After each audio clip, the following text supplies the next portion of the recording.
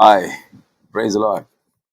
கர்த்தருக்கு பிரியமானவர்களே, ஆஹ், எங்களுக்கு ரொம்ப பிரியமானவர்களே, நீங்க கடன்ல இருந்து விடுதலை ஆகணும்னு நான் ஆசைப்படுறேன், வாஞ்சிக்கிறேன், விசுவாசிக்கிறேன். இதை கேட்டுட்டு இருக்க நீங்க இஎம்ஐ அந்த பாரத்துல மாசம் மாசம் இஎம்ஐ கடன் தொல்லை, இது எங்களுக்கு பிரியமில்லாத ஒன்று, கர்த்தருக்கும் பிரியமில்லாத ஒன்று. ஏன்னா கர்த்தர் சொல்றாரு உங்களை பார்த்து, நீங்க இயேசு கிறிஸ்துவனுடைய மரணத்தை விசுவாசிக்கிறவர்களா இருந்தீங்கன்னா, அவர் எனக்காய் மரித்தார், என்னுடைய பாவத்திற்காய் அவர் மரித்தார், நான் நீதிகரிக்கப்பட்டதுனால பிதா அவரை உயிரோடு எழுப்பினார் அப்படின்னு விசுவாசிக்கிறவங்களா இருந்தா நீங்களோ கடன் கொடுப்பீர்கள், கடன் வாங்காமல் இருப்பீர்கள். ஆதியாகமம் 14:21 இன்னைக்கு இந்த ஆதியாகமம் வாசிட்டு இருக்கும்போது ஆபிரகாமினுடைய அந்த அந்த உறுதி அதை பார்க்க முடிஞ்சிச்சு. நான் உங்களோட ஷேர் பண்றேன். நீங்க என் கூட சேர்ந்து இதை வாஞ்சிங்க. நாம் எதை வாஞ்சிக்கிறோமோ, வாஞ்சை இல்லைன்னா கர்த்தர்கிட்ட கேளுங்க, அப்பா எனக்கு இதை குறிச்ச வாஞ்சையை கொடுங்க, கேளுங்க, கர்த்தர் உங்களுக்கு தருவார். கடனை வெறுக்க ஆரம்பிங்க. கடன் அந்த அந்த ரொட்டேஷன்ல வாழ்ற அந்த அந்த வாழ்க்கைய அது அது நமக்கான வாழ்க்கை கிடையாது. சத்தியத்தை அறிவீர்கள், சத்தியம் உங்களை விடுதலையாக்கும். இப்ப பாருங்க, 14:21 ஆக்சுவலா அந்த 14வது அதிகாரம் படிச்சு பார்த்தீங்கன்னா 13, 14, 15 எஸ்பெஷலா அந்த 14ல படிச்சு பார்க்கும்போது ஆபிரகாம் போயிட்டு 318 அவருடைய வீட்டுல வேலையாட்கள், பயிற்சி பெற்ற வேலையாட்களை கூட்டிட்டு போய் இந்த ராஜாக்கள்கிட்ட இருந்து லோத்துவையும் லோத்துவனுடைய பொருட்கள் மக்கள் எல்லாம் விடுவிச்சு கொண்டு வர்றார்கள். அப்போ இந்த சோதோமின் ராஜா வந்து அவரை சந்திக்கும் பொழுது, சோதோமின் ராஜா வராரு, மெல்கிசேதேக் வராங்க. ஆபிரகாம் முதல்ல டைத் கொடுக்குறாரு, தசம பாகத்தை கொடுக்குறாரு. அது தசம பாகம் எதுக்குன்னா, மூத்தவர்களுக்கு, பெரியவர்களுக்கு அக்னாலேஜ் பண்ற, கனம் பண்ணுகிற ஒரு விஷயம். கர்த்தரே என்னுடைய பொருளுக்கு ஆதாரம் அப்படிங்கிறதுக்காக அது அது அது கனம் பண்றது. அது அது அது நீரே கர்த்தாவே, நீரே தந்தீர் அப்படிங்கிற அந்த அக்னாலேஜ்மெண்ட். அக்னாலேஜ்மெண்ட் இந்த உலகத்துல கூட அந்த பழக்கம் உண்டு. நிறைய நம்ம பழைய இப்ப கூட சினிமால பார்க்குறோம், பழைய சினிமால நிறைய உண்டு. அந்த ஏரியால யாரு பெரியவங்களோ அவங்களுக்கு ஒரு கமிஷன் கொடுக்கணும். லீகல் இல்லீகல் தேசத்துக்கு டாக்ஸ் கட்டணும். அக்னாலஜிங், ஓகே, இந்த தேசம் தசம பாகம் கைண்ட் ஆஃப் அக்னாலஜ்மெண்ட். அக்னாலஜ்மெண்ட்னா ரெகக்னைஸ் பண்றது. கர்த்தாவே நீரே, நீரே என் வாழ்க்கையில பெரியவர், நீரே என் வாழ்க்கையில நன்மை செய்யறவர். ஆபிரகாம் இதை செய்யறார். ஒண்ணு. ரெண்டாவது பாருங்க, சோதோமின் ராஜா வந்து ஆபிரகாம் சொல்றாரு, இந்த பொருள் எல்லாம் எடுத்துக்கோ, பொருள் எல்லாம் எடுத்துக்கோங்கிறார்.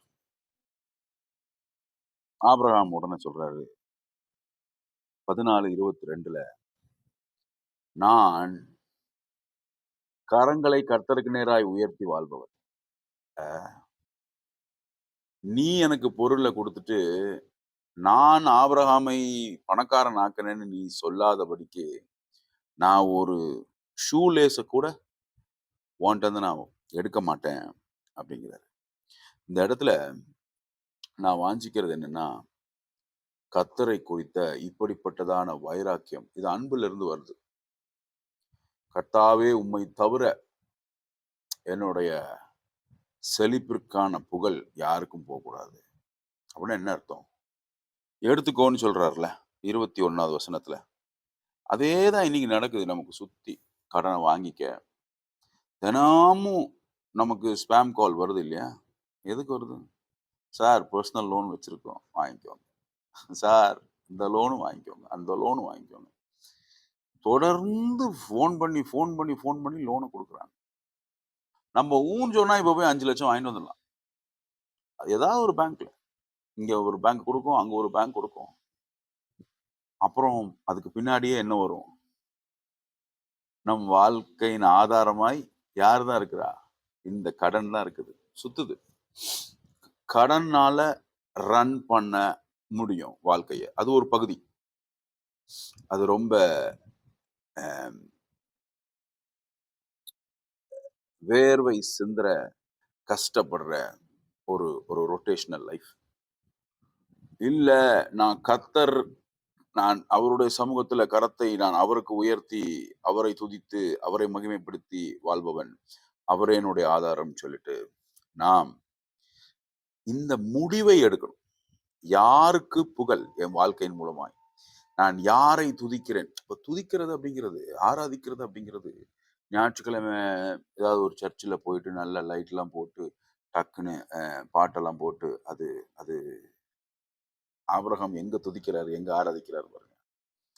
டீல்ல வச்சு பேசுறாரு. டீல் நடக்குது. நீ எடுத்துக்கோ. இல்ல முடியாது. நான் கர்த்தருக்கு கரத்த உயர்த்துவேன். அந்த இடத்துல ஆராதனை நடக்குது. வாழ்க்கை, துதி, மகிமை யாருக்கு போகுது? நாம அ லைஃப் ஸ்டைல் தான் கர்த்தர துதிக்கிறது.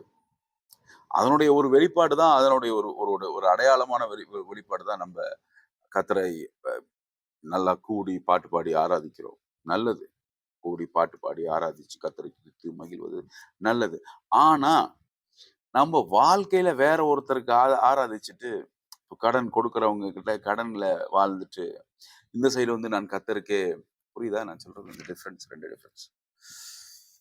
ஸோ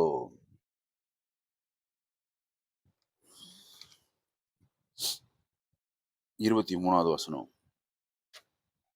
"நீ சொல்லாதபடிக்கு நீ என்னை பணக்காரனாக்கினாய். நீ என்னால் அவன் பணக்காரன் ஆனான்னு சொல்லாதபடிக்கு, நான் உன்ட்ட இருந்து ஒரு சொட்டு, ஒரு துண்டு ஷூ லேஸ் கூட வாங்க மாட்டேன்." இந்த இடம் வந்து இருதயத்துல வருது. "உன் ஆத்துமா வாழ்ந்திருப்பது போல நீ எல்லாவற்றிலும் வாழ்ந்து, உன் ஆத்துமா வாழ்ந்திருப்பது." இந்த முடிவுகள் இந்த முடிவுகள், இந்த வைராக்கியம், இந்த அன்பு நம்மகிட்ட இப்போ இல்லன்னா, வாழ்க்கைய நம்ம ஏனோ தானோன்னு வாழ்ந்துட்டு இருந்திருக்கோம்னா, ஏன்னா முடிவுகள் கர்த்தர கன்சிடர் பண்ணாம எடுத்திருக்கோம் இல்லையா? கடன் ஒருத்தர்ட்ட வாங்குறோம் அப்படின்னா, அ கடன் வாங்குகிறவன் கடன் கொடுத்தவனுக்கு அடிமை. நீதிமொழிகள்ல வருதுன்னு நெனைக்கிறேன். நான் அத பார்த்து சொல்றேன். நீங்களே பாருங்க. Googleல போட்டு தேடி பாருங்க. அ இந்த இடம் இருதயத்துல இந்த இடத்துக்கு நம்ப வரணும். இல்லன்னா பரவால்ல. நம்ம முயற்சி பண்ணி நடக்காது. நாம ஆனா ஒண்ணு செய்யலாம். கர்த்தர்ட்ட கேட்கலாம்ப்பா. எனக்கு உம்மை குறித்த அன்பும், வைராக்கியமும் நீங்க எனக்கு தாங்க. எனக்கு இருதயத்துல டெபாசிட் பண்ணுங்க. அந்த கடனை வெறுக்க, இந்த கடன சுத்தி இருக்கிற வாழ்வியல், இந்த வாழ்க்கைய லைஃப் ஸ்டைல் இங்க, அங்கன்னு வாங்கி ரொட்டேட் பண்ற லைஃப் ஸ்டைல். அதுக்கு பின்னாடி இருக்கிற பொய்கள், அதுக்கு பின்னாடி இருக்கிற பெருமை, அதுக்கு பின்னாடி இருக்கிற மனிதன ப்ளீஸ் பண்ற ஆட்டிட்யூட். இவங்க என்ன சொல்லுவாங்க? அவங்க என்ன சொல்லுவாங்க? எதுத்த வீட்ல சோஃபா வாங்கிட்டாங்களே, நம்ம வீட்ல வாங்கணுமே அந்த இருதயம். குணப்படாத அந்த இருதயம். அத டீல் பண்ணுங்க. கர்த்தர்ட்ட கேளுங்க. பின்னானவைகளை, பழையவைகளை மறங்க. எல்லாத்துக்கும் கர்த்தர் பலன் தருவார். எல்லாத்துக்கும் கர்த்தர் பலன் தருவார். ஏன்னா, அவர் பலப்படுத்துகிற தேவன். நாம் இருக்கிற வண்ணமாகவே அப்படியே போலாம் அவர்ட்ட. இப்ப இருக்கிற வண்ணமாக அப்படியே போங்க. அப்படியே பேசுங்க. எனக்கு இதுல பிரச்சனை இருக்கு. இதனால எனக்கு உதவி செய்யுங்க. அவருடைய சமூகத்துல காத்திருக்கிறவர்களுக்கு அவர்கள் பெலன் கொண்டு எழும்புவார்கள். சட்டைகளை விரித்து எழும்புவார்கள். கர்த்தர் நல்லவர். இன்னைக்கு பேசுங்க. முடிவுகள் எடுங்க. அ வாழ்க்கை மாறுவதற்கு முன்பாக முடிவுகள் மாறும். முடிவுகள் இருதயத்துல ஏற்படுகிற வாஞ்சைகள் மாறும். இருதயத்துல ஏற்படுகிற வாஞ்சைகள் மாறும் பொழுது, நீங்க கடனையும், கடன் சார்ந்த வாழ்க்கையையும், கடனுக்கு வர்ற ஃபோன் கால்ஸையும் நீங்க வெறுப்பீங்க. வெறுப்பீங்க. அதன் மேல ஒரு வெறுப்பு உண்டாகும். அந்த வாழ்க்கை மேல ஒரு வெறுப்பு உண்டாகும். அந்த அந்த கடன் சார்ந்த வாழ்க்கை மேல. அ அப்படியே கர்த்தரையே மகிமைப்படுத்தி அப்படியே தொடர்ந்து போங்க. கர்த்தரை கனப்படுத்துங்க. கர்த்தரை மகிமைப்படுத்துங்க. கர்த்தர் நல்லவர். உங்கள் வாழ்க்கையில் உள்ள மாற்றத்தை சின்ன மாற்றமானாலும் எங்களுக்கு தெரிவிங்க. நீங்கள் கமெண்ட்ஸில் சொல்லலாம், எங்களுக்கு வாட்ஸ்அப்பில் சொல்லலாம். வாட்ஸ்அப் குழு ஒன்று இருக்குது. அந்த லிங்க்கை நான் கீழே டிஸ்கிரிப்ஷன்லேயோ அல்லது கமெண்ட்லேயோ போடுறேன். அதில் ஜாயின் பண்ணுங்கள். கடன் இல்லா செழிப்பு அப்படிங்கிற குழு. உங்கள் வாழ்க்கை மாறுறது எங்களுக்கு விருப்பமாக இருக்குது. அது கர்த்தருக்கு விருப்பமாக இருக்குது. கர்த்தர் நல்லவர். God bless you.